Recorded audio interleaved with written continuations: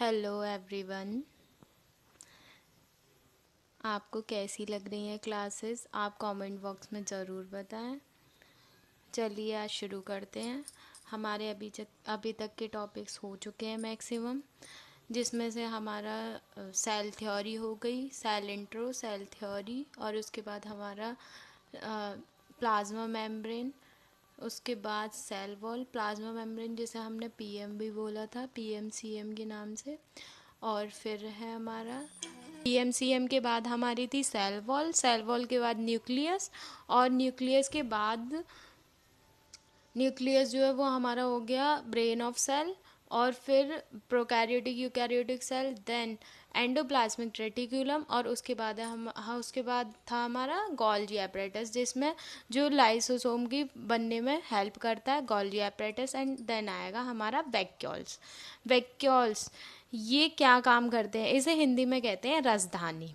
ये सेल में storage sac कहलाता है। स्टोरेज का काम कैसे करता है ये? इसकी जो ये वाली वॉल है, जो इसकी कॉर्नर वॉल है, ये क्या कहलाती है? वैक्यूल की टोनोप्लास्ट कहते हैं इसे।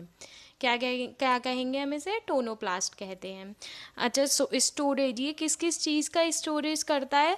स्टोर का मतलब है जैसे प्रोटीन, अमीनो एसिड्स वगैरह, जितने भी अमीनो एसिड और प्रोटीन्स होते हैं उन सब का स्टोर कौन कर रहा है? वैक्यूल्स करता है।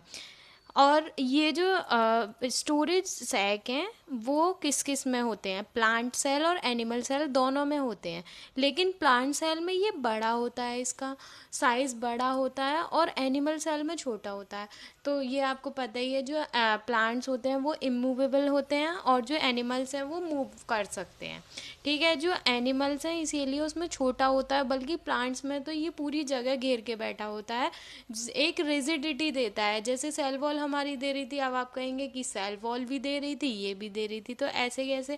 लेकिन प्लांट्स जो है उसे ज़्यादा पावरफुल करने के लिए, उसे पावर जब तक नहीं मिलेगी तो वो कैसे पूरा बन पाएगा, पूरा क्या कहते हैं अपनी जगह पे बढ़ पाएगा, और सारी चीज़ उसमें हो पाएंगी।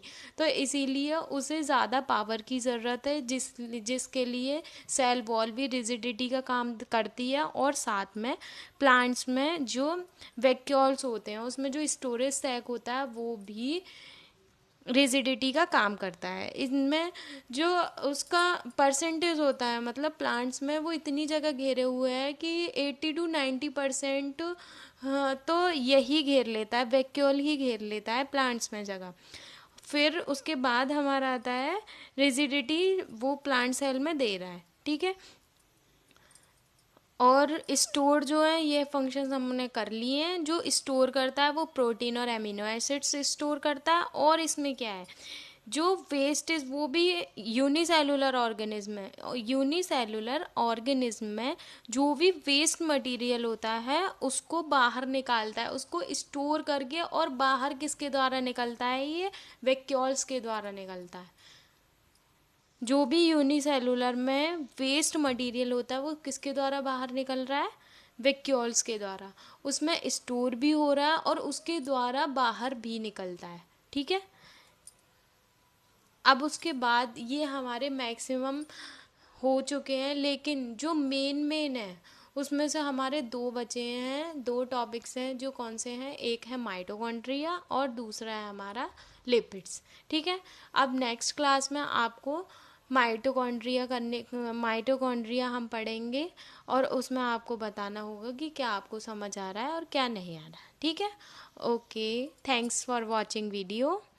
आप लोग वीडियो देखें जिससे कि आपको पता चले कि और क्या क्या इसमें ऐड करना चाहिए। Okay, thank you.